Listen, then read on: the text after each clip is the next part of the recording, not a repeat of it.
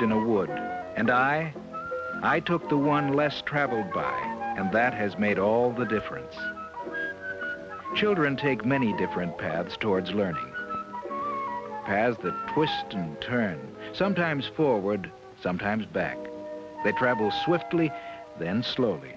They shift and change.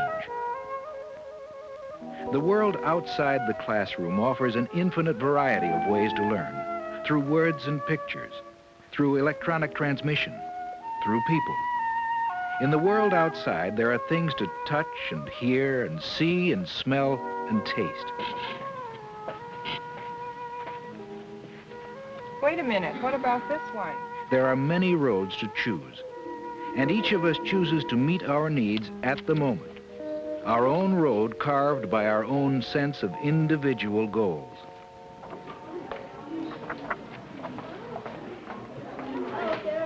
Are there enough roads to follow? Enough choices available for each individual child? Are children encouraged to choose, to find their own way to each learning objective? Here in the Hegel School in Madison, Wisconsin, the answer is yes.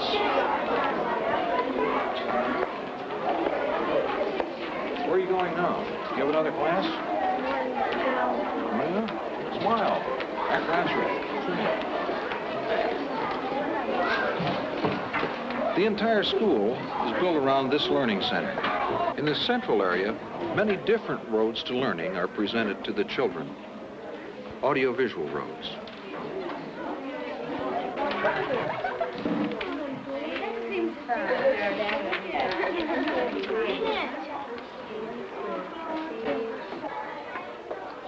Hi, Greg. Hello. What are you doing? I'm looking at film. How did you get that film? Well, when I was first here a year ago, I had to ask someone where it was, and from then on, I'd just go and find it, and then you'd look under a certain number, and there'd have certain things like science or social studies, things like that. I see.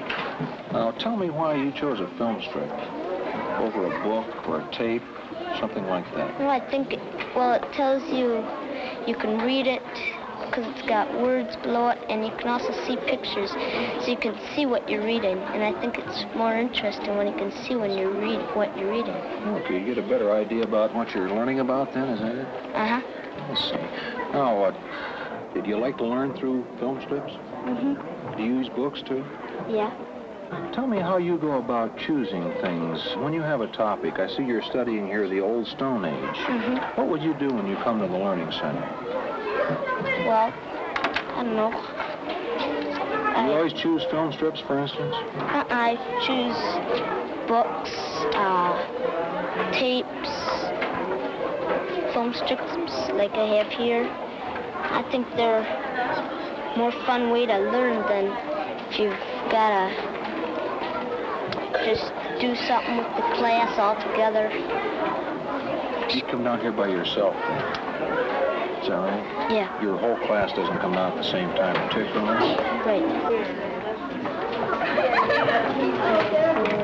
This presentation tells how some scientists have studied the structures of living animals, plants, and many fossil remains, and have developed a theory that tries to answer these questions of man's beginnings, the theory of evolution. What are you up to today here, Ken? I'm making some student materials on evolution. We're presently involved in a unit, and there are very few, if any, materials at a student's reading level. I see. This helps to get the objectives met by the students, no matter what their background or their level might be then. Yes, we're hoping that by the tapes they can listen rather than read texts that would be far beyond the reading level. I see.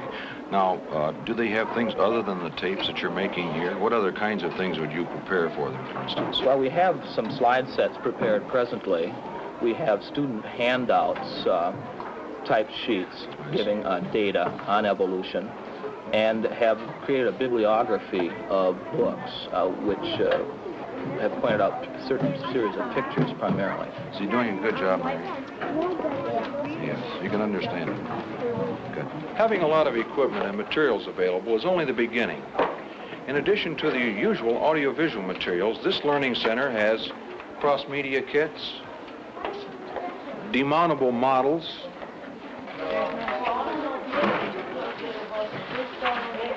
teaching machines, paperback books, many record titles, magazines, simulated models. The materials are well organized for use by both children and teachers. A single card catalog lists everything, and the cards are color-coded by media. But still only a beginning. How many schools have you seen where all of this beautiful stuff remains beautiful semester after semester, year after year?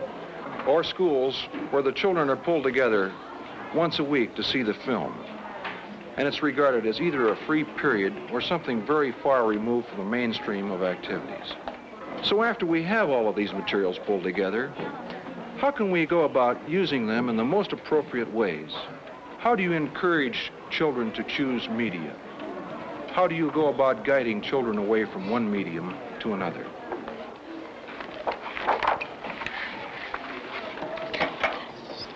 Hi, kids. Do you mind if I join you for a minute? No. Gee, you're doing something that looks awfully interesting. Could you tell me a little bit about it? Well, we're making curves with 9 segments. Curves with line segments. How do you find out about that kind of thing? Well, this tells us, like, what we should be able to know by the end of the unit, and our teacher tells a little bit about how we're supposed to be able to do this. You're saying, then, that before you start your project here, you know what you have to end up with? Mm-hmm. Gee, that's real good. How do you find out how to do these kinds of things? I notice they're all different, but is it the same kind of line segment that you're using in each of these? Yeah. I see. Well, how do you find out how to do this? I notice each one is different here. Well, we use our own ideas for shapes, but our teacher tells us, showed us how to do it a while ago. I see. That's very good. Is there anything else that other youngsters in your class would be doing other than this to maybe get the same ideas or learn the same kinds of things? Do you all do the same thing? No. We work at our own rate. Yeah. You might finish first and you second or something like this? Yeah. What do you do when you finish? Well, then you go on to the next chapter. Yeah. Chapter testing on the next. I see. In other words, you get these whenever you're ready for them? Yeah. Is that correct? I see. Do you have races? I mean, do you try to go faster than the other guy? You don't do that? Some people think they should, but you really shouldn't. Hi, Tom. Hi. How you doing? Pretty good. How are you, people? Tom, what if you could tell me how you chose these children for this specific activity? Well, I didn't really particularly choose them. They really chose the activity. I just simply set up the behavioral objectives that I wanted to see, and then this particular group of people was free to choose the type of activities that they thought they were best suited for to reach the objectives. I see. This means then that these youngsters would be working with the needles and threads here. Other youngsters would be doing other things. What are some of the other kinds of activities they'd be working on? Well, some of the other types of things for this particular project were that they could use the overhead projector, make transparencies. In this case, the children, instead of using the manipulative materials, are using the manufactured overhead transparencies to try to get the same objectives accomplished. In other words, they're going down 2 different roads to get to the same spot. Is that correct? Right, and then hopefully we try to design even more than 2. Over there, Paul is using another resource material, a textbook, to find out a little bit more about the history of measurement in geometry. You know, after a while, the children get used to following their own track towards any given objective. They're very independent and proud of being able to use all the equipment and find most anything in the learning center. Nancy, could you tell me a little bit about how you get the youngsters to experiment with different kinds of materials and what the techniques are that you use to get them to break out? Okay, well, the first thing we do is we put out as many different things, media, as we can for them to experiment with, and we let their curiosity draw them to the area that they're interested in. And we actually let them fiddle around and, try and learn something from it. Then we pull them together in groups, and we actually explain what it is, the mechanics behind it, some things they might have been doing right or some things they might not have been doing right, to make sure they really understand how to use it. And then they're on their own.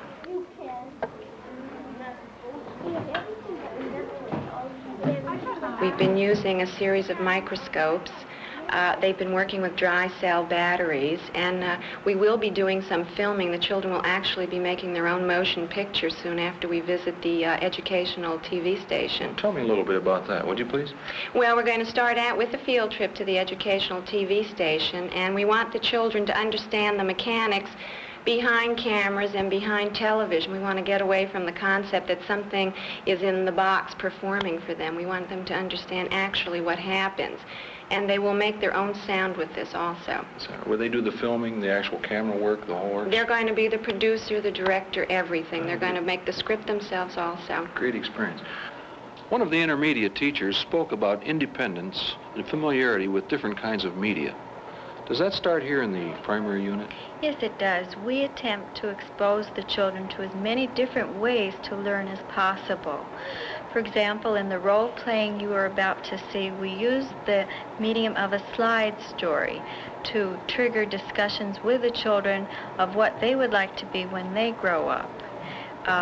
This led them into doing research on their own with books, with film strips, with stories, picture kits about the different occupations that they are dreaming at this point about. I want to be a basketball player, and I want to be so big so I can stop like the big guys do. No, we have a very good educational TV station here in Wisconsin. In fact, the kids just finished working with the Patterns in Arithmetic series that was developed over at the university. We got the manuals and the children's workbooks from them, and we've been able, through our own assessments, to match the children up with a particular TV program and kind of schedule it around, group the kids pretty much according to our own assessment, key to their curriculum plan. Does this mean that all the children participate in these activities? No. As you can see, our children range from about 8 to 11 years old. Some aren't ready for the TV lessons. Some are far in advance of them. Some of the children just don't learn from television. It either goes along too fast or it goes along too slow. And then there are certain children who need to be able to ask questions. I guess you can't ask many questions of a TV set. No, right. Well, you see back there, Robert, he's very good in math, but he can't learn it off of a television set. He needs to see it laid out, step by step by step. And then he goes along fine. But he can't, the television set just goes too fast for him. Well, how do you know when to match the materials with the youngsters? Well, it isn't just something that you do, First of all, you understand that no matter how good any piece of material is, it's not going to work for all of the kids all of the time. And secondly, if you make a lot of things available, kids are naturally going to choose the things that are most appropriate for them. So you don't have to do all that much. But what if one child left alone wouldn't choose a book? What would you do in an instance like this? Well, you have to make him, first of all, want to read. That's our job. And secondly, you have to strike a balance between the things he likes to do best, the things he does do best, and the things he needs to do, the skills he has to get, like reading. Well, how do you know when he needs a specific skill? How do you plug him in an appropriate place? Well, there's where your ongoing assessment just plays a very important role. Diagnostic test, and especially observation. Because, you can spot it when a child is just in a wrong learning situation. Well, to take Robert again, for example, he has a group of friends, and they're all good in math, and they like the TV lessons. And naturally, he wants to stay with them. But we could see that it wasn't working for him. He just wasn't getting it off the screen. And so we had to make a change. But didn't Robert mind being split from his friends? Didn't he put up a battle? Well, yes and no. I mean, we didn't just say, no TV for you, Robert. I mean, we showed him the kinds of problems he was having. We went through his tests with him. We showed him the learning objectives, and then we worked with him on a one-to-one basis over a period of, I guess, about 2 weeks, using program tapes, some drill tapes, and a sequence textbook. And then each time he would achieve a learning objective, we'd say, you know, that was great. And so it was a kind of an immediate reward. I guess he'd still like to be with his friends, but not as much as he'd like to learn math. So that's what you mean when you say that it's your job to help children choose the most appropriate paths for them. Exactly, exactly. In individually guided education, there are as many roads to learning as there are individual children. Materials are made available, choices are made available, and teachers balance choice with guidance. Children are learning to learn in their own way, one at a time, together.